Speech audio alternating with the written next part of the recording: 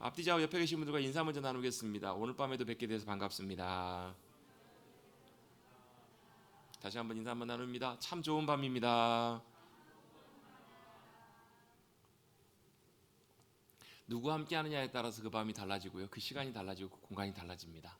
또 어떻게 그걸 보내느냐에 따라서 시간과 상황과 분위기가 확 달라집니다. 아무리 좋은 곳이어도요, 썰렁할 수가 있어요. 누가 거기에 있느냐에 따라서. 아무리 허름하고 평범하고 별 볼 일 없는 보이는 곳일지라도 거기에 참 따뜻한 사람들이 있고 좋은 사람들이 함께 들어오기 시작하고 모이기 시작하면 그 분위기는 금방 사뭇 달라질 거예요. 마찬가지로 여러분 오늘 뭐 날씨도 좋지 않고 날씨도 많이 춥고 눈도 오기도 하고 많이 이랬지만 또 주님 앞에 나와서 주님 함께 하시는 그 주님을 배웠고 그 주님과 함께 시간들을 보낼 수 있다면 그 시간은 그 자리는 바로 하나님께서 거하시는 영광의 처소이고 자리고 하나님의 나라가 임하는 놀라운 역사를 우리가 다 경험하게 될 줄로 믿습니다. 우리의 모든 예배 시간들이 우리의 모든 모임과 우리의 모든 만남과 모든 순간순간들이 그렇게 주님께서 함께해 주시는 그런 귀한 하나님의 나라가 임하는 것 같은 그런 복된 은혜가 풍성하게 임할 수 있게 되기를 다시 한번 주님의 이름으로 축복합니다. 그래서 더 나아가서 우리 교회뿐만 아니라 우리의 가정의 삶의 자리도 또 우리가 일하는 일터도 우리가 걸어가는 모든 자리들도 그렇게 변할 수 있다면 정말로 그것이 주님이 기뻐하시고 원하시는 주님의 나라가 임하게 해주십시오라고 기도하는 그 기도의 놀라운 응답이고 역사가 될 줄로 믿습니다. 우리가 계속해서 우리 2022년도를 시작하면서 수요일 저녁에 잠깐 우리 모세오경 말씀 강의 말씀을 잠깐 멈추고 또 새신자반이라는 책에 나와 있는 내용들을 가지고 말씀들을 함께 좀 나눠가고 있습니다. 총 10과로 이렇게 나누어져 구성이 되어 있는데요. 첫 번째 과가 뭐냐면 하나님은 누구신가? 라는 과입니다. 여러분 하나님은 누구세요? 네, 하나님은 하나님이십니다. 그런데 하나님이 어떤 분이신지를 우리가 성경을 통해서도 많이 배울 수 있어요. 뭐 창조주, 우리 지금 벌써 나눴던 것처럼 창조주 하나님이십니다. 하나님은 아버지시지만 또한 동시에 아버지로서의 속성뿐만 아니라 어머니로서의 속성, 모성애적인 사랑과 모성애적인 그 따뜻한 마음을 다 가지신 분이십니다. 또 하나님은 어떤 하나님이시냐면 우리에게 복 주시는 하나님이십니다. 또 오늘은 하나님은 우리를 훈련하십니다. 하나님은 그 전능하신 하나님이십니다라는 여러 가지 많은 내용들을 배울 거예요. 그런데 진짜 중요한 것은 이 목적과 의미가 뭐냐면 단순히 지식적으로 하나님 이런 분이시구나 알고 배우는 것들도 참 중요해요. 왜? 그렇게 배우고 알아야 하나님이 어떤 분이신구나라는 것들을 우리가 믿음으로 바라볼 수 있는 눈이 또 열리기 때문에 그래요. 근데 진짜 중요한 건 뭐냐면 그 지식이 우리의 그냥 머릿속으로만 남아있는 지식으로만 끝나서는 안 되고 그 주님이 어떤 하나님이신지 정말 창조주 하나님이시라는 것이 여러분 우리의 영혼을 통해서 우리의 영혼 깊은 곳으로 우리의 전인격적인 존재로 내 삶으로 경험되고 만나지고 깨달아지는 그런 은혜가 임해야 된다는 거예요. 그게 아니면 하나님 그냥 창조주 하나님이신가 보다 그 하나님은 그냥 창조주 하나님이 그냥 끝나요. 근데 그 창조주 하나님이 어떤 분이신지를 내가 실제로 만나고 경험하면 여러분 우리가 살아가는 모든 세상과 내 삶의 모든 것 하나하나를 주님이 아름답게 빚으시고 만들어 가시고 역사하셨던 그 하나님이시구나 그 놀라운 하나님의 손길과 섭리와 사랑의 손길들을 우리가 실제 우리의 삶에서 만나고 경험해 갈 수 있는 거거든요. 여러분 주님 눈에 보이시지 않지만 하나님 눈에 보이시지 않지만 여전히 살아서 역사하고 계시고 이 공간 가운데 함께하기를 원하시고 우리의 삶 가운데 동행해 주기를 원하시는 하나님이십니다. 아멘. 믿으신다면 우리가 믿고 우리가 고백하는 그 고백을 실제로 삶을 통해서 경험해 가는 것 그게 진짜 믿음의 열매이고 결과라는 거예요. 그래서 우리는 하나님을 더욱더 알면 알수록 경험해 가면 경험할수록 더 주님을 신뢰하고 믿을 수 있어요. 여러분 사람을 믿는다는 게 쉽지는 않지만 언제 사람을 그래도 좀 신뢰할 수 있냐면 그 사람에 대해서 아무리 들어봐야 잘 모르잖아요. 물론 여러분 100이면 100 모든 사람들이 다 그 사람 믿을 만한 사람입니다 라고 얘기해 준다면 좀 신뢰할 수 있겠죠. 근데 제일 확실한 방법은 뭐예요? 내가 실제로 그 사람 만나보고 경험해 보는 거예요. 내가 겪어봤더니 그 사람은 진짜 믿을 만한 사람이더라. 이걸 내가 경험해 보는 것이 제일 중요하잖아요. 물론 그래도 여러분 사람은 믿을 만한 존재가 못 돼요. 여러분 사람은 믿는 존재가 아니라 사람은 사랑하고 이해해 줘야 될 대상이지 사람은 절대로 믿을 만한 대상이 안 됩니다. 그렇잖아요, 여러분. 남편은 누구예요? 남의 편이라고요. 남편은 남의 편이에요. 참 이게 믿고 신뢰할 만한 사람이 안 돼요. 그럼 사람은 다 그렇다라는 거예요. 아무리 내가 믿고 아무리 내가 여러분 기대고 의지한다고 할지라도 사람은 연약한 존재이기 때문에 다 믿고 신뢰할 수 없어요.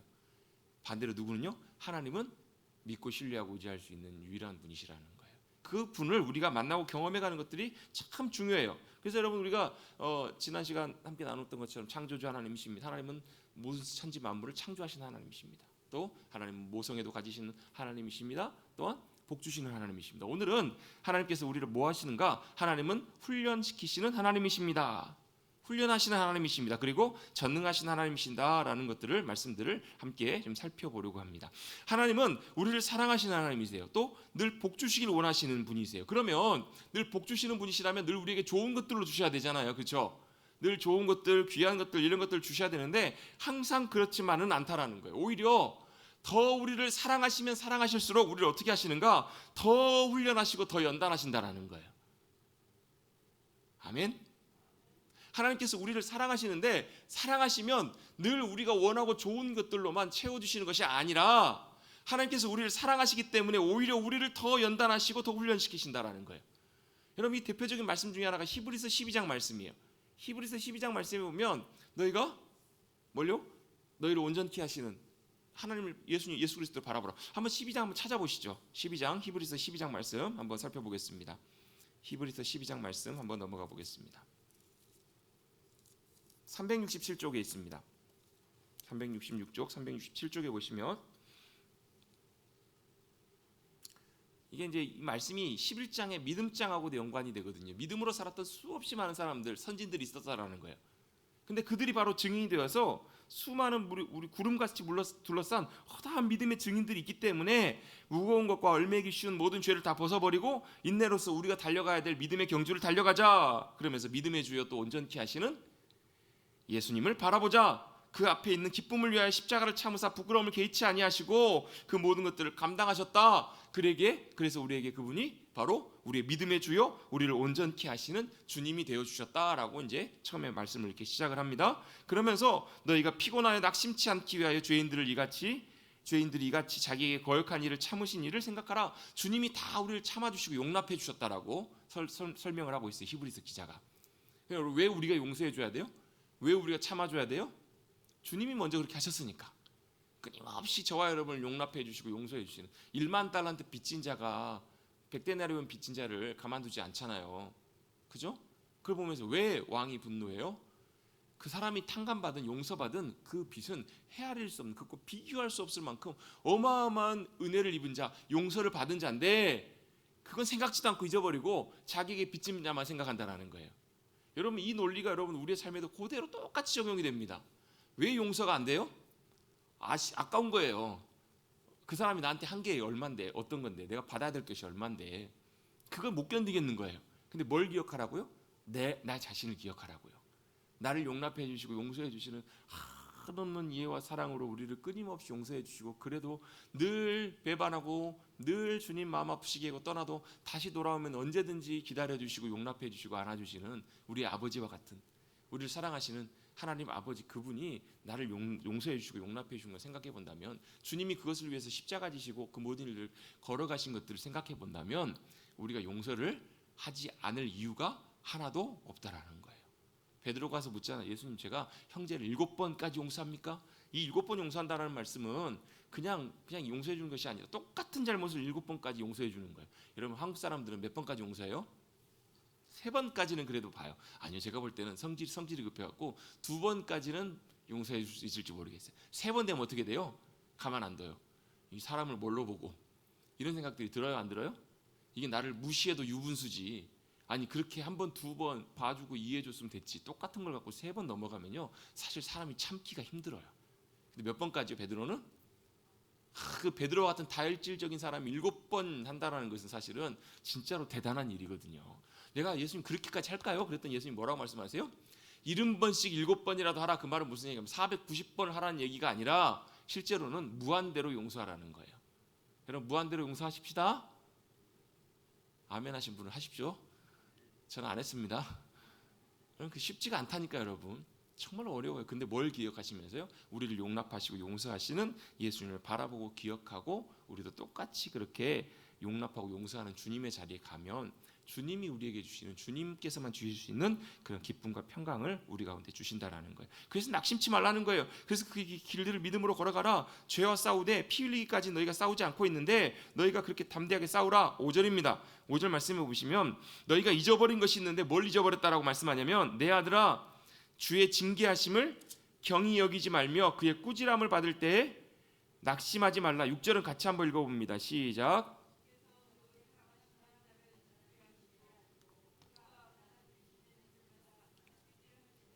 자, 사랑하시는 자를 어떻게 하신다고요? 징계하신대요. 또 받아들여 주시고 용납해 주시고 안아주시는 아들마다 채찍질을 하신대요. 이게 왜 그럴까요? 왜 그러실까요? 왜요? 자, 여기서 징계라는 말씀은 어떤 말씀이냐면 교육하다, 가르치다, 훈련하다, 파이디오라는 말인데 이 말에서 교육이라는 말이 나와요. 이 징계라는 말이. 그러니까 징계라는 말이 단순히 그냥 벌 주는 것에서 그치는 것이 아니라 가르치고 훈련하고 교육하는 거예요. 그리고 또 채찍질하면서 뭐라는 거예요? 계속 그를 훈련시켜 가는 거예요. 연단해 가시는 거예요. 여러분 신명기 8장의 뒤와 똑같은 비슷한 말씀이 나와요. 너희를 광야길을 40년 동안 걷게 하신 이유가 뭔 줄 아느냐? 너희를 낮추시고 겸손하게 하셔서 야 진짜로 우리가 뭘 보고 가야 되는지 뭘 붙잡아야 되는지 깨닫게 하시려고, 정말로 우리가 주님 신뢰하고 의지해야 되는 유일한 분이심을 알게 하시려고 주님께서 그렇게 너희를 광야길을 걷게 하셨다. 그게 바로 징계이고 훈련이고 연단이라는 거예요. 7절에도 보시면 너희가 참음은 징계를 받기 위함이라. 이 말을 바꿔보면요, 너희가 징계를 받을 때 참으라는 거예요. 그 이유가 뭐예요? 하나님께서 아들과 같이 너희를 대우하셨다면 반드시 징계하신다고요. 여러분, 저와 여러분은 하나님의 자녀인 줄로 믿습니다. 아멘? 이제 아멘 안 하시려고 그러네요. 하나님의 아들과 딸이에요. 하나님의 자녀가 됐잖아요. 아멘? 그렇다면 그렇게 사랑하시는 아들과 딸을 어떻게 하시냐면 징계하신다라는 거예요. 오히려 징계를 안 하시는 아들이 있다면 그는 진짜 사랑받는 이가 아니라는 거예요. 징계는 다 받는 것이거늘 너희에게 없으면 사생하여 친아들이 아니다. 심지어 사생아라는 말씀까지 주님께서 하세요. 그 말은 우리가 진짜 예수 그리스도 안에서 거듭난 하나님의 아들이고 딸이라면 주님께서 우리를 징계하신다고요. 그러면서 10절도 말씀하십니다. 10절도 한번 같이 한번 읽고 10절 11절까지 한번 읽어볼게요. 시작. 그들은 잠시 자기의 뜻대로 우리를 징계하였거니와 하나님은 우리의 유익을 위하여 그의 거룩하심에 참여하게 하시느니라. 무릇 징계가 당시에는 즐거워 보이지 않고 슬퍼 보이나 후에 그로 말미암아 연단받은 자들은 의와 평강에 아멘. 그 위에 보면 구절이 사실 아버지가 그렇게 한다는 거거든요. 육신의 아버지도 자식들을 사랑하기 때문에 그렇게 때때로 훈련하고 훈육하고 징계할 때도 있는데 영의 아버지, 우리의 좋으신 아버지는 우리의 유익을 위해서 그렇게 하신다라는 거예요. 그 징계와 훈련의 목적이 뭐냐면 채찍의 목적이 그의 거룩하심, 주님의 거룩하심에 참여하게 하시도록 그렇게 우리를 훈련하시고 징계하신다. 이게 바로 하나님의 의도라는 거예요. 무릇 징계가 당시에는 즐거워 보이지 않아. 여러분, 훈련과 연단과 징계가요, 좋은 사람은 한 사람도 없어요. 다 싫어요, 여러분. 다 힘들어요. 근데 그때에는, 그 순간에는 즐거워 보이지 않지만 나중에 후에는 어떻다고요? 그로 말미암아서 연단받은 자들은 의와 평강의 열매를 뿐만 아니라 여러 가지 풍성한 하나님께서 허락해 주시는 귀한 열매를 맺게 해주신다라는 거예요. 여러분 기억하십시오. 하나님께서 주시는 이 평강의 삶과 이 귀한 열매들은 그냥 맺혀지는 것이 아니라고요. 반드시 뭐가 같이 따라가냐면 하나님의 훈련, 다루심, 이런 것들이 꼭 포함돼요. 여기서 나오는 연단이란 말도, 귀나주라는 말도 연습 훈련이란 말이에요. 끊임없이 하나님은 뭐 하시는가? 우리에게 훈련을 하세요. 그래서 여러분 성경에서 보면 이 훈련의 목적을 두 가지 정도로 저는 정리를 해볼 수 있을 것 같아요. 첫 번째는 뭐냐면 우리를 변화시키시기 위해서, 바꾸시기 위해서 훈련하세요. 첫 번째 목적은 우리를 변화시키시기 위해서, 두 번째는 준비시키시기 위해서. 뭘로 준비시키기 위함인가? 하나님의 복과 은혜를 흘려보내기인데 충분히 감당할 수 있을 만한, 그것들을 충분히 담아낼 수 있을 만한 귀한 도구로, 통로로 준비시키시기 위해서 두 가지 목적을 가지고 하나님께서 우리를 훈련해 가신다는 거예요. 여러분, 훈련 없이 되는 것은 하나도 없습니다. 특별히 여러분 하나님의 나라의 관점에서 보면 더더욱 그렇다는 거예요. 제가 어제 어떤 이제 내용들을 함께 공부하면서 다시 한번 그걸 선명하게 다시 한번 정리를 하게 됐어요. 뭐냐면 여러분, 하나님의 나라는 우리가 죽은 다음에 가게 될 그 천국만, 그거 우리 생각하는 그것만 하나님의 나라가 아니라고요. 하나님의 나라는 어디서 시작하는가? 죽은 다음에 시작하는 것이 아니라 우리의 삶의 자리에서부터 하나님의 나라는 시작해요. 언제부터요? 우리가 예수님을 알고 예수님을 믿고 예수님 안에서 거듭나서 하나님의 자녀로, 하나님의 나라의 백성으로 거듭난 그 순간부터 하나님의 나라의 삶은 시작된다라는 거예요. 그래서 여러분 우리가 기억해야 되는 게 뭐냐면, 우리가 자주 했던, 옛날에 많이 했던 복음송가 중에서 보면 그런 복음송가 있잖아요. 죄 많은 이 세상은 내 집안이네, 내 모든 보화는 저 천국에 있네. 이 가사와 이 내용들이요, 자칫 여러분 어떻게 우리에게 오해받게 싶냐면, 이 땅의 삶은 아무것도 아니야. 그래서 어떻게 나중에 주님 부르시면 훌훌 다 털어버리고 다 그냥 벗어버리고 나는 저 나라 갈래, 이렇게 오해하기가 쉽다라는 거예요. 근데 여러분, 하나님의 나라는요, 영원하신 하나님의 나라의 삶은 뭐가 있냐면 연속성이 있어요. 그 대표적인 구절을 제가 하나 예를 한번 들어볼게요. 고린도전서 3장 말씀에 보면 사도 바울이 어떤 예를 드냐면 마지막 때 주님이 오실 때 주님이 마지막 때 뭘로 하시냐면 불로 모든 것들을 다 연단하시고 태우신대요. 그 말씀 기억나시죠? 사람마다 다 집을 세우는데 이 땅에서 집을 세워요. 문일이란 집을 세우고 여러분 한 사람 한 사람의 다 집들을 세워가요. 그걸 주님이 마지막에 어떻게 하신다고요? 불로 다 태우신대요. 다 연단하신대요. 자, 불이 나요. 그럼 뭐만 남아요? 안 타고 남는 것만 남아요. 금이나 이런 것들만 남고 나머지는 어떻게 해요? 뭐 나무나 뭐 도 이런 것들은 다 없어져 버릴 것들은 다 없어져 버린대요. 근데 이게 의미하는 게 뭐냐면 남는 것은 영원토록 남는다라는 거예요. 저와 여러분의 삶 가운데서 이 땅에서 믿음으로 살아갈 때 뭐가 남냐면 영원한 것들을 믿음 가운데 바라보며 순종해서 우리의 삶에 영원토록 주님께서 귀하게 여기시는 하나님의 말씀대로 맺혀진 그 열매들과 그 놀라운 하나님의 나라 역사들은 그냥 없어져 버리는 것이 아니라 불로 다 연단해도 그건 남아요. 왜? 영원한 것이니까. 금과 같이 귀한 것이니까. 아멘. 남는다니까요. 그게 남아서 어떻게 해요? 그 귀한 가치와 귀한 것들이 영원한 나라에 그것들이 다 연결된다라는 거예요. 여러분 절대로 그 영원한 나라의 삶은 이 땅에서 삶과 여러분 무관하지 않다라는 거예요.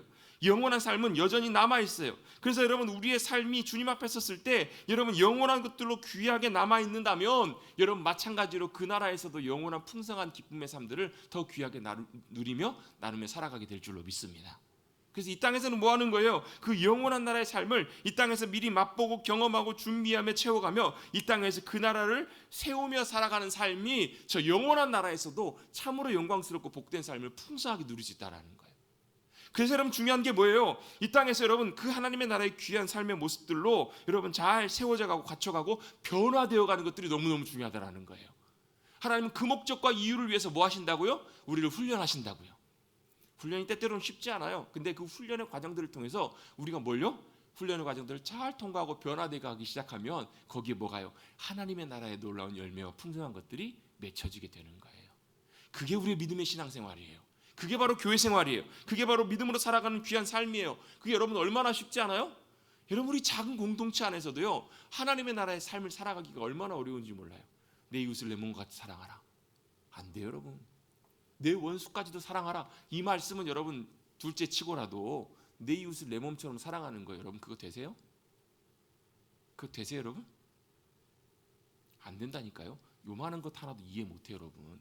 작은 거 하나도 이해 못해가지고 10년 20년을 원수처럼 사는 여러분 그런 관계들 교회에서 많이 봐왔거든요. 진짜 많아요 여러분. 마음에 안 들면 내 마음에 안 들면 없어요. 근데 여러분 천국의 삶 하나님의 나라의 삶은 어떤 삶이냐는 거예요. 그 삶으로 주님께서 우리를 부르시고 준비시키시는데 여러분 자녀들 다 키워보셔서 아마 다 아실 거예요.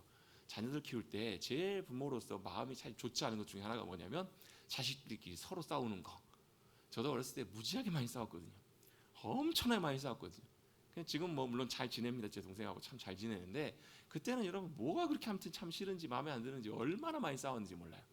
부모가 돼보고 나니까 그때 부모님들이 왜 저희들에게 그렇게 하셨는지 그게 조금 이해가 되더라고요. 애들끼리 싸우면 때때로 너무너무 마음이 좋지 않아요. 화가 나요. 승질이 나요. 어떻게 해요? 막 다 집어 던져버리고 싶어요. 똑같은 집구석에서 이제 4명이 됐으니까. 근데 제가 볼 때는 한 명은 열외예요. 열외. 한 명은 좀 많이 달라요. 그래서 이 애는 안 싸울 것 같아요. 싸울 싸울 이유가 별로 없을 것 같아요. 왜? 나이 차이가 너무 많이 나니까.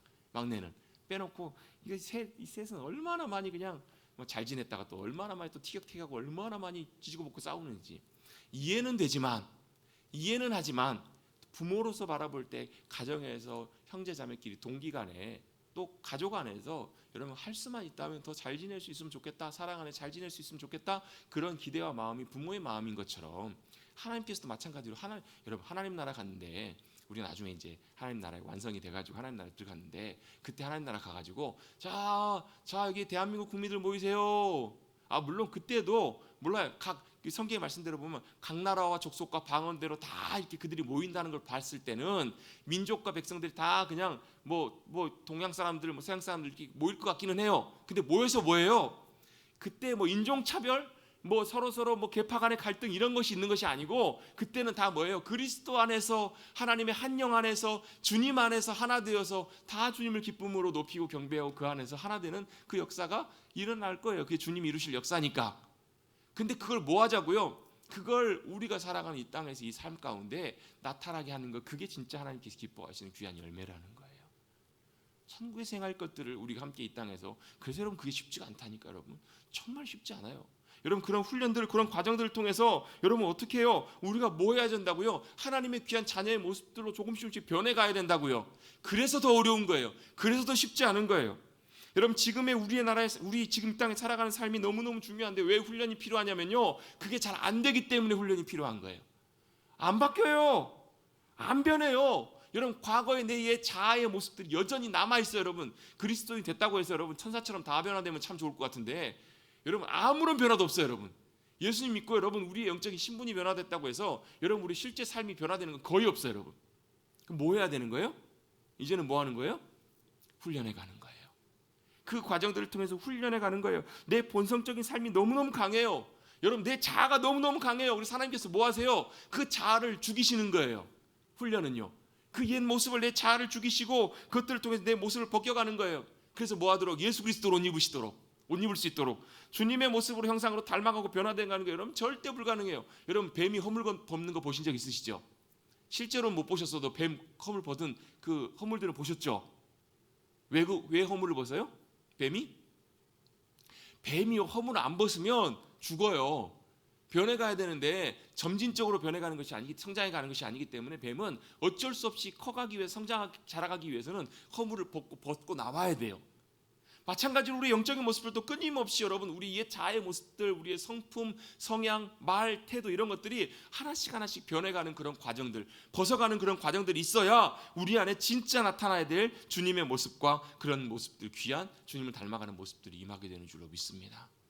여러분 이거 남의 얘기라고 생각하지 마시고요. 어떤 분이 그런 얘기를 하세요. 내가 주님 세상을 사랑하고 세상 사람들 다 사랑하기를 원합니다. 이 말은 아무도 안 사랑한다는 말이에요. 여러분 멀리 있는 사람들, 멀리 있는 원수들, 이웃들 여러분 사랑하기 전에 여러분 가장 내가 사랑해야 되는 가까이 있는 이들부터 여러분 사랑할 수 있도록 잘 세워져 가시고 변화돼 가시고 훈련돼 가시는 우리 모두가 되시기를 주님의 이름으로 축원합니다.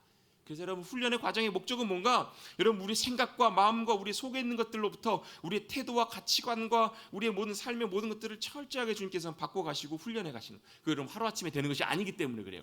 끊임없이 그 과정들을 통해서 그렇게 훈련해 가세요. 여러분 같이 한번 고백해 보겠습니다. 하나님은 사랑하시는 자들을 훈련시키십니다. 여러분 하나님께서 우리를 사랑하시기 때문에 훈련하시는 거예요. 반대로 바꿔놓으면 하나님 우리를 사랑하시지 않으시면 우리 훈련시킬 필요가 하나도 없어요. 왜? 여러분 남의 집 아이는요 그냥 혓바닥 차고 그냥 뜨뜻 차고 안쓰러워하고 왜 저런가 이러고 말지, 그 아이를 내가 붙들고 그 아이를 붙잡고 사랑으로 그 아이를 바꾸기 위해서 애쓰는 과정들이 별로 필요가 없어요. 남의 집 아이니까. 하나님께서는 저와 여러분 하나님의 자녀 삼으셨기 때문에 이제 뭐가 된 거예요? 하나님의 집에 하나님의 가족이 된 거예요. 자녀가 된 거예요. 사랑하시기 때문에 우리를 훈련시키세요. 그 훈련을 통해서 우리가 변화되고 잘 준비되어 가는 하나님의 역사들을 우리가 경험하기를 주님이 원하시기 때문에, 그 그릇을 잘 담고 준비되어 가기를 원하시기 때문에 그렇다라는 거예요. 그래서 여러분 다시 창세기 말씀을 한번 돌아옵니다. 창세기 15장 말씀해 보면요, 하나님께서 아브라함에게 약속으로 나타나셔서 말씀하신 말씀이 뭐 15장에도 나오고 17장에도 나오고 여러 번 나오는데요, 15장 말씀은 특별히 뭘 약속하시냐면 네 후손들이 많아지게 될 거다. 이게 그 앞에 어떤 약속이 나오냐면 이런 장면들이 나와요. 하나님께서 동물들을 다 칼로 쪼개갖고 갈라놓게 하세요.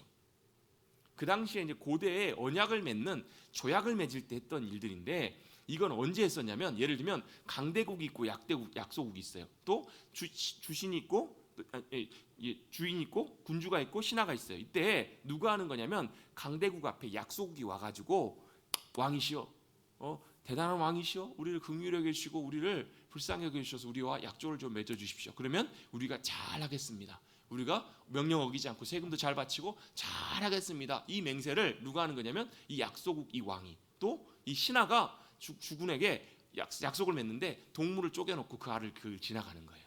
그럼 뭘 의미하는 거냐면 내가 이 약속을 어기면 내가 이 동물처럼 쪼개져도 죽임을 당해도 제가 무방합니다라고 이렇게 선언하는 거예요. 근데 이 언약을 누가 맺으시냐면 아브라함을 불러놓고 하나님께서 그렇게 하라고 하시고 누가 지나가시냐면 하나님의 불이 거기를 지나가세요.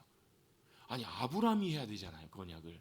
그게 무슨 의미냐면 하나님께서 아브라함에게 하신 이 약속과 언약을 반드시 지키시겠다고, 반드시 따르시겠다, 하시겠다, 행하시겠다고 말씀하시는 거예요. 그 말씀의 의미가 뭐냐면 내가 두려워하지 말라, 내가 너의 방패이고 지극히 큰 상급이다, 자식도 아무도 없는데요 걱정하지 마라, 내 자손들이 후손들이 엄청나게 많이 날 거고 너를 통해서 후손이 날 것이고 하늘의 별처럼 땅의 모래처럼 하나님께서 풍성하게 하실 것이고 그 땅을 주실 거라고 약속하신 내용들이 나와요. 그리고 거기서 끝나는 것이 아니라 이어서 하나님께서 말씀하시는데 뭘 말씀하시냐면 그런데 내 후손들이 반드시 어떻게 하고요? 이방에서 객이 되어서 400년 동안에 자손들이 큰 고통과 괴로움을 당할 거란 얘기예요. 이게 뭘 의미하는 거예요? 요셉을 통해서 애굽에 내려갔던 70명의 사람들, 야곱의 12아들들, 가족들이 70명이 내려가요. 그래서 몇 년 동안요? 금방 올라올 줄 알았더니 몇 년 동안? 400년 동안 거기서 종살이 하면서 고생했던, 고통당했던 그 시간들을 말하는 거예요. 여러분 하나님께서는 한 민족을 변화시키시고 훈련을 시키시기 위해서 400년의 시간들을 사용하시기도 하십니다.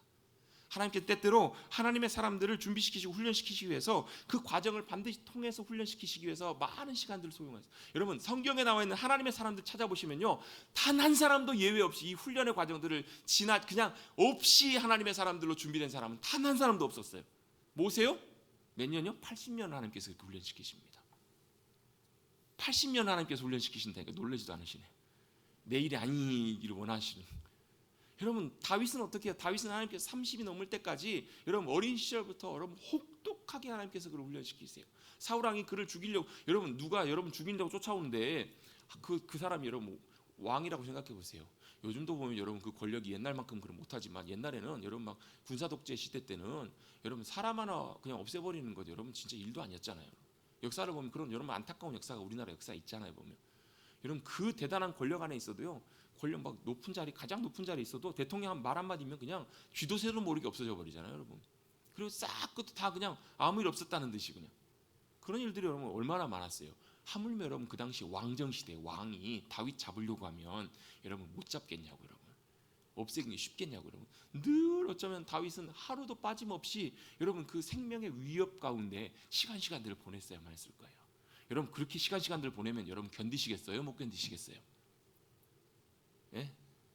여러분 하루도 빠짐없이 생명의 위협이 왔다 갔다 하고, 여러분 만약 여러분 혹시라도 큰 빚을 져가지고 여러분 체주들이 빚쟁이들이 여러분 매일매일 찾아오고 아침 저녁 찾아오고 그러면 여러분 견디실 수 있으실 것 같으세요? 없을 것 같으세요? 아마 못 견디실 거예요. 아마 쉽지가 않으실 거예요, 여러분. 그것보다 더한 여러분 훈련과 연단의 시간들을 다윗이 지나게 하세요. 그걸 뭐 하게 하시냐면 하루도 빠짐없이 한순간도 빠짐없이 다윗은 여러분 하나님의 보호하심과 위로와 평강의 은혜가 부어지지 않으면 잠도 못 잔 그런 위기의 순간들을 지내게 하셨다라는 거예요. 여러분 그 제 주변에도 보면 그런 분들을 뵙는 분들이 있어요. 몇 년 동안 숱한 시간 동안 정말 하루도 여러분 정말 편할 수 없는, 여러분 하루도 감당할 수 없는, 이제 부친께서도 이제 목회를 하셨지만 개척하셔서 30년 이제 개척하신 교회 이제 사역을 하고 은퇴를 하셨지만 거의 마지막 뒷부분에 한 10여 년 정도는 참 사실 쉽지 않는, 물론 이제 그 중에 몇 년 시간이었지만 한 3년 5년 정도 시간은 정말로 사실은 매일매일 순간순간이 정말로 쉽지 않는, 나가지도 않아요. 교회에서 해가지고 막 작당을 팔을 지어가지고 막 이렇게 해야 되는데요. 아 정말로 막 저는 아마 이제 엎어버렸을 것 같아요. 3년 5년의 시간을 정말로 하루도 예외 없이 그렇게 지나는 시간들을 지내고 계시더라고요. 근데 여러분 그 과정들이 뭐냐면 여러분 우리를 훈련하시고 연단해 가시고 만들어 가시는 과정이에요. 여러분 그런 일들은 누구에게나 다 있어요. 누가 뭐 맞고 틀리고 다 떠나서 그 과정을 통해서 우리에게 중요한 게 뭐냐면 우리가 어떻게 준비되어 가고 우리가 어떻게 변화되어 가고 우리가 어떻게 성장해 가고, 그것들이 여러분 우리에게 더 중요한 의미가 있는 거예요.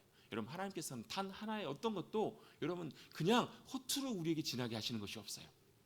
어떤 목사님 그런 얘기를 하신다고 하시더라고요.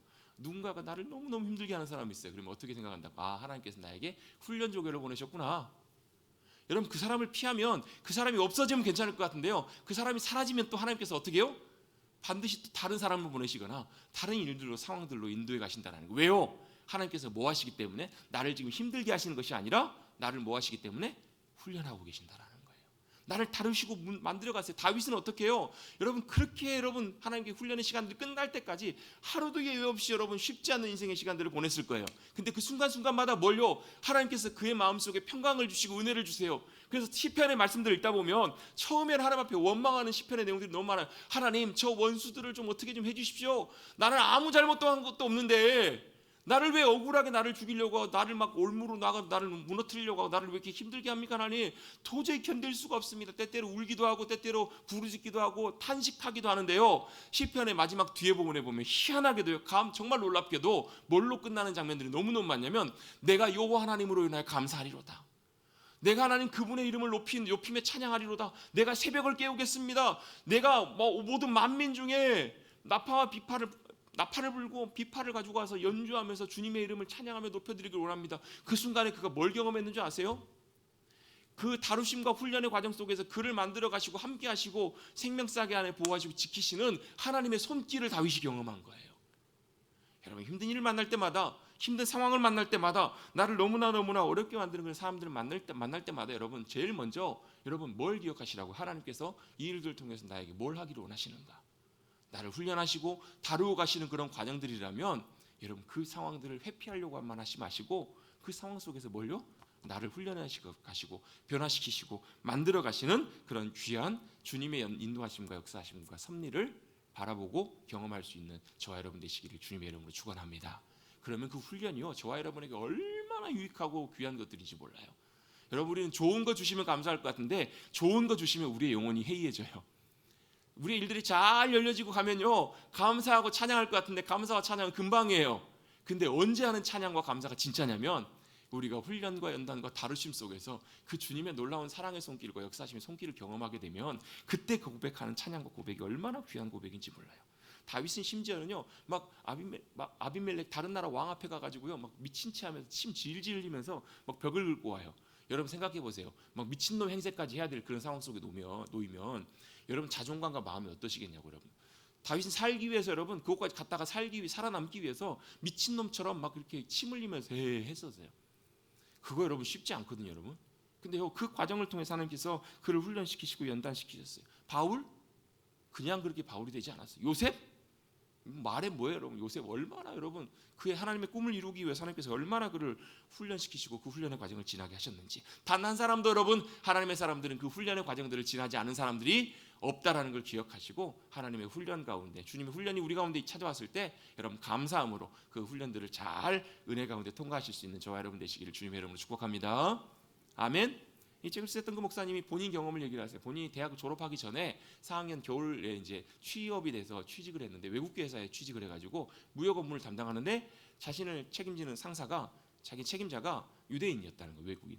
그 사람이 와가지고 자기에게 업무를 맡기는데 세 사람 네 사람 해야 될 업무를 자기에게 다 맡기는 거예요. 새벽부터 출근해가지고 밤 12시가 넘어서 퇴근하게 다반사고 하루도 쉴 틈 없이 너무너무 힘들게 몇 달을 일하다 보니까 3개월 4개월 일하다 보니까 도저히 안 되겠다라는 거예요. 찾아가가지고 제가 이렇게 일을 하고 있는데 제 일들을 같이 좀 분담해서 할 수 있는 두세 명의 사람들을 뽑아주시든지 아니면 제가 사표를 써야지 도저히 못 견디겠다고, 도저히 이제 더 이상 못하겠다고 그렇게 가서 찾아갔더니 그 상사가 뭐라고 얘기하냐면 그분이 미스터리 하면서 이렇게 얘기를 하더라는 거예요. 멀쩡하게 있던 청년을 군대에서 불러가지고 데리고 가요. 군에 입대를 해요. 그럼 어떻게 해요?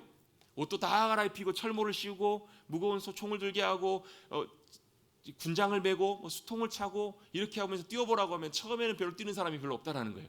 겨우 터덕터덕거리면서 질질 끌면서 그렇게 뛴다라는 거예요. 근데 한 달이 지나면 사람이 어떻게 변하냐면 여러분 군대 훈련이라는 게 진짜 무서운 게요. 훈련소에서 딱 한 달 받고 나면 어설프지만 그래도 군인 티가 좀 납니다.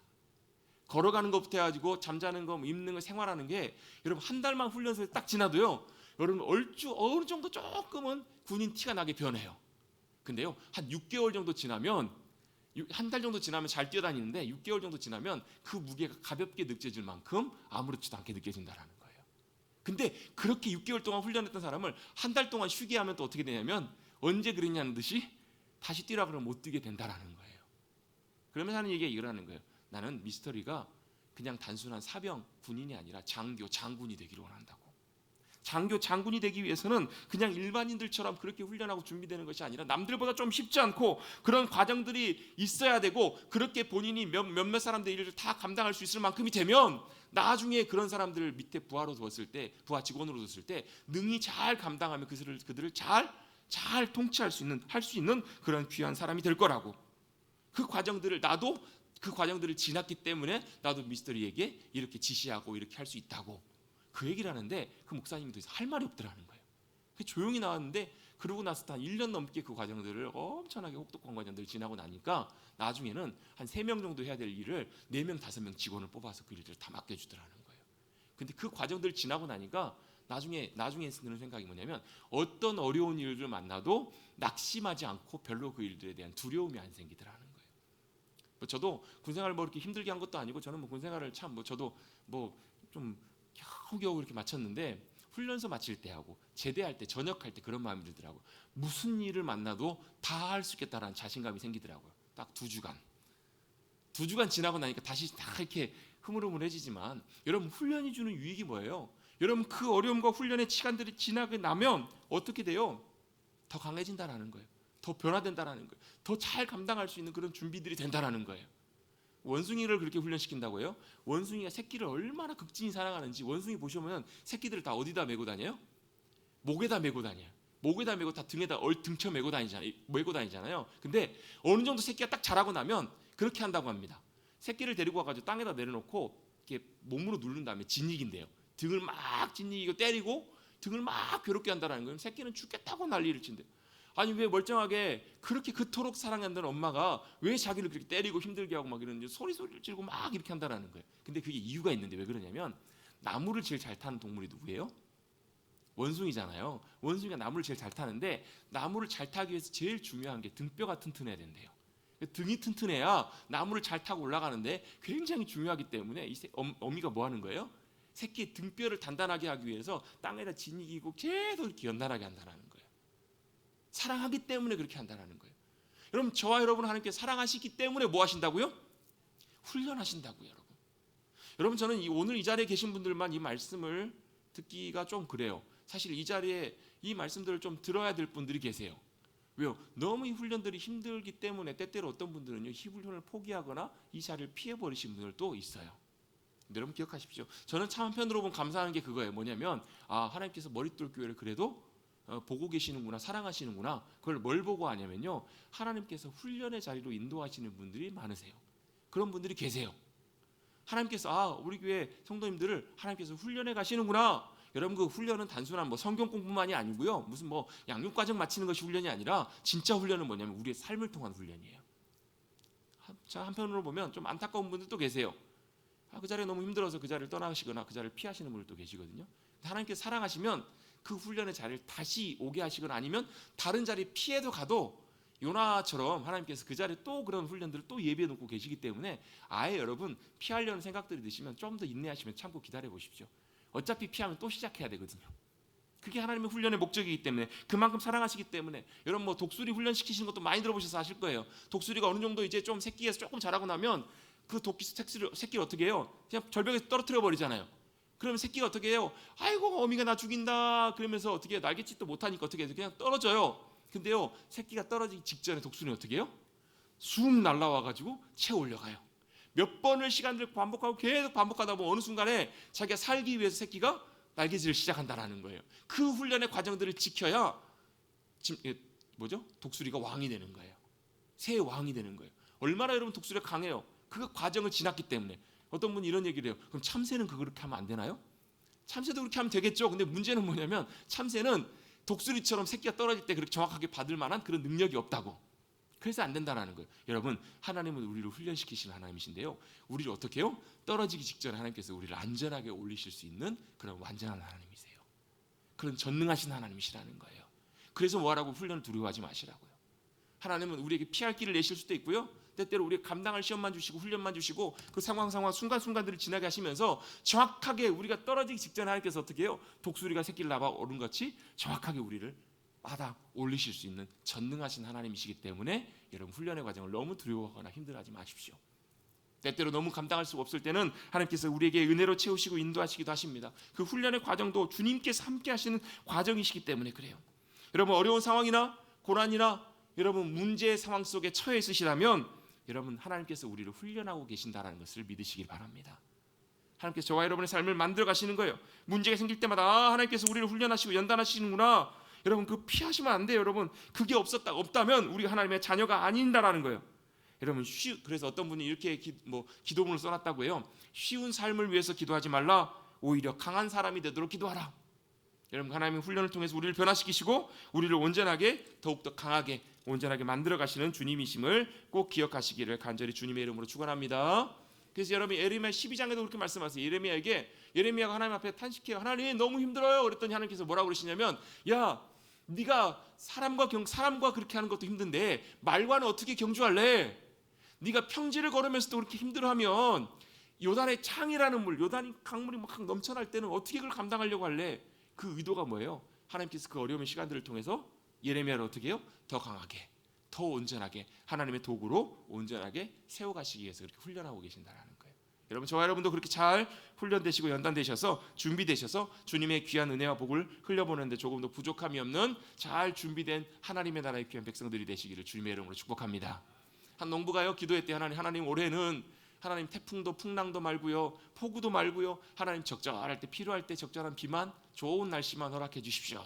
그랬더니 그 기도대로 그대로 그 해는 정말로 폭풍도 없고 태풍도 없고 적절하게 비만 적절하게 오고 해서 아무런 어려움 없이 딱 지났대요. 근데 추수해 봤더니 나달이 하나도 염은 게 없더라는 거예요. 나달이. 하나님 앞에 막 따졌대요. 하나님 근데 왜 이래요? 그랬더니 하나님께서 하신 말씀이 뭐예요? 깨닫게 하시는 말씀이 그 알맹이는 그 알곡은 폭풍과 바람과 폭우와 그런 것들이 맺혀지게 하고 그것들이 연글게 하더라. 이걸 깨닫게 해주시더라는 거예요. 여러분 훈련과 연단 없이는 그 어려움의 시간들이 없이는 절대로 여러분 하나님의 귀한 열매를 맺힐 수 없음을 꼭 기억하게 되시기를 주님의 이름으로 축복합니다. 이스라엘 백성들을 400년 동안 그 훈련과 연단을 시키시고 광야에 40년 훈련시키셔서 뭐 하신 거예요? 가나안 땅 하나님의 나라의 땅에서 하나님의 백성으로 살아갈 수 있도록 잘 훈련시키셨던 것처럼 저와 여러분도 여러분 때때로 광야의 삶으로 인도하실 때 감사하십시다. 그리고 훈련의 과정을 통해서 잘 준비돼 가셔서 여러분 저는 그렇게 기도하고 있고 기대하고 있어요. 주님 우리 머릿돌교 성도님들이 그 훈련의 과정들을 잘 지나게 하셔서 정말로 지금과는 비교할 수 없는 하나님의 큰 기쁨 하나님의 성품과 귀한 놀라운 영광들을 나타내는 그런 귀한 삶으로 또 귀하게 잘 준비되고 변화되는 세워져가는 그런 귀한 주님의 백성들이 되길 원합니다. 이렇게 기도하고 있거든요. 에이 목사님 뭘 그런 거가 그렇게 복잡하게 그냥 간단하게 대충 살래요. 여러분 하나님은 그렇게 생각 안 하신다는 거예요. 그럼 하나님의 기쁨이 되십시다. 주님 부르시는 그날까지 정말로 주님의 기쁨으로 잘 드려지게 된다면 우리의 영원한 삶도 정말로 영광스럽고 복되고 귀한 삶이 될 줄로 믿습니다. 다섯 번째 우리 두 번째 나눌 말씀 간단하게 나누겠습니다. 17장 1절에 보시면 하나님 어떤 하나님이시라고 말씀하시냐면 나는 전능한 하나님이다라고 말씀하고 계세요. 전능한 하나님이다. 여러분 이게 왜 중요하냐면요. 이런 거 같아요. 여러분 부모가 자식을 사랑하는 건 너무너무 귀한 일이고 당연한 것이죠. 자식을 너무너무 사랑하는데 문제는 뭐냐면 뭐가 없냐면 사랑하지만 다 해주고 싶지만 그럴 능력이 없다라는 거예요. 이게 제일 큰 문제예요. 정말 사랑하는데 여러분 자식이 아픈데요. 부모가 너무너무 사랑하는데 아픈 자식 옆에서 해줄 수 있는 것이 없어요. 그게 뭐예요? 우리의 연약함이라는 거예요. 여러분 우리에겐 능력이 없어요. 하나님은 전능하신 하나님이시기 때문에 그래서 감사한 거예요. 왜 감사해요? 하나님은 우리를 사랑하실 뿐만 아니라 전능하신 하나님이시기 때문에 우리에게 필요한 것들, 우리에게 도움을 줄 수 있는 모든 것들을 다 능히 하실 수 있는 전능하신 하나님이세요. 아멘? 여러분 그 전능하신 하나님 앞에 우리가 설 때마다 우리는 뭘 느끼냐면 우리의 유한함과 우리의 부족함과 연약함을 느낄 수밖에 없어요. 그래서 감사한 게 뭐냐면 그래서 우리에겐 전능하신 하나님이 필요해요. 그래서 전능하신 하나님이 우리와 함께 해주시는 것이 참 감사할 일이에요. 여러분 이 책을 쓰셨던 목사님도 똑같은 저와 그런 경험을 하셨더라고요. 그 둘째 아들이 있는데 둘째 아들이 어렸을 때 그 섬기시던 교회에 2층에서 떨어졌어요. 2층이 상당히 고가 높았는데 2층에서 떨어졌어요.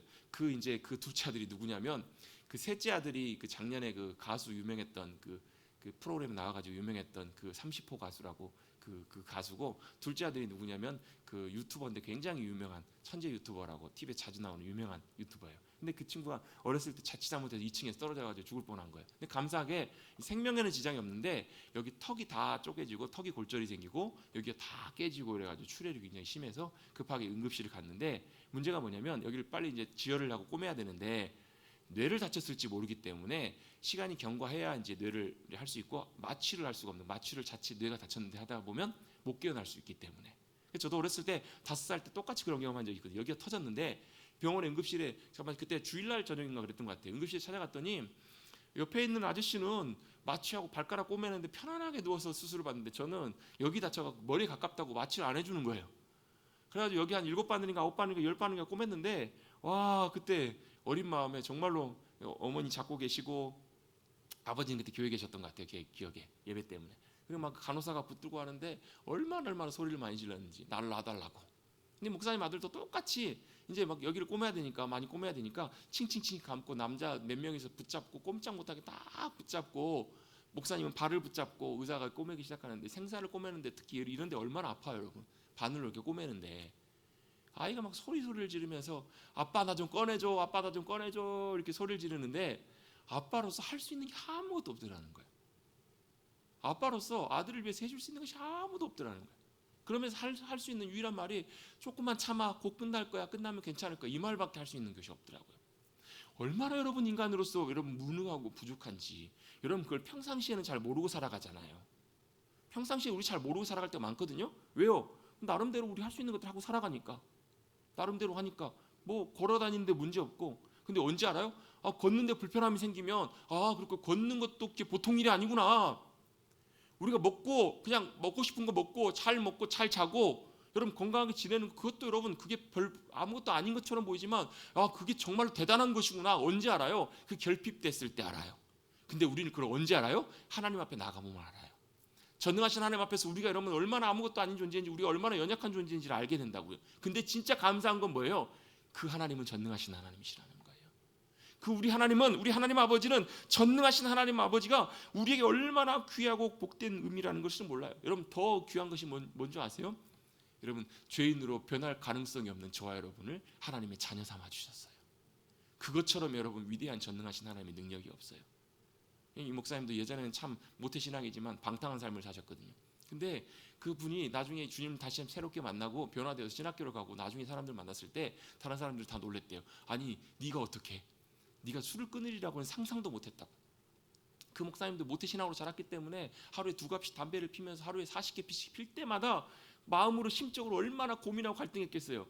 내가 그래도 이래서는 안 되는데, 내가 그래도 뭐 믿음은 없지만 내가 이래서는 안 되는데 얼마나 많이 갈등했겠냐고. 그러면서 얼마나 많이 끊어보려고 노력하셨겠냐고요. 근데 그게 돼요, 안 돼요? 안 됐다라는 거예요. 근데 그분이 주님 안에서 주님의 놀라운 은혜를 경험하고 변화되니까요, 술 담배 완전히 다 끊고 났더니 다른 사람들이 다 놀래더라는 거예요. 그러면서 하는 고백이 그거예요. 죄인된 나를 바꾸셔서 하나님의 자녀 삼아주시고 나를 이렇게 변화시켜 가시는 그 주님의 놀라운 능력이 진짜 전능하신 능력이시더라는 거예요. 여러분 바로 그 전능하신 하나님의 능력이 우리를 온전하게 변화시키시고 바꾸실 수 있을 줄로 믿습니다. 그 주님의 놀라운 전능하심과 능력을 의지하며 나가시는 저와 여러분이 되어야 될 줄로 믿습니다.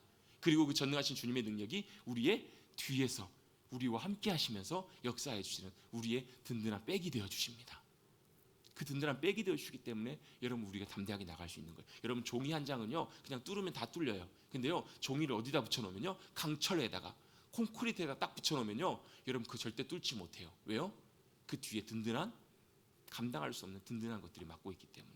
여러분 저와 여러분 뒤에 저와 여러분과 함께 전능하신 하나님의 놀라운 능력이 여러분 함께하고 계심을 기억하시고 그 주님의 전능하심으로 여러분 우리의 삶 가운데 전능하신 역사하시는 그 놀라운 능력을 맛보며 살아가시는 저와 여러분 우리 모두가 되시기를 간절히 주님의 이름으로 축원합니다.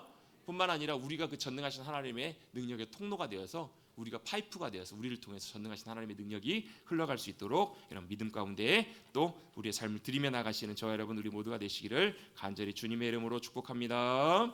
함께 찬양하고 우리 기도하겠습니다. 393장 찬송가 393장 찬송하고 기도하겠습니다.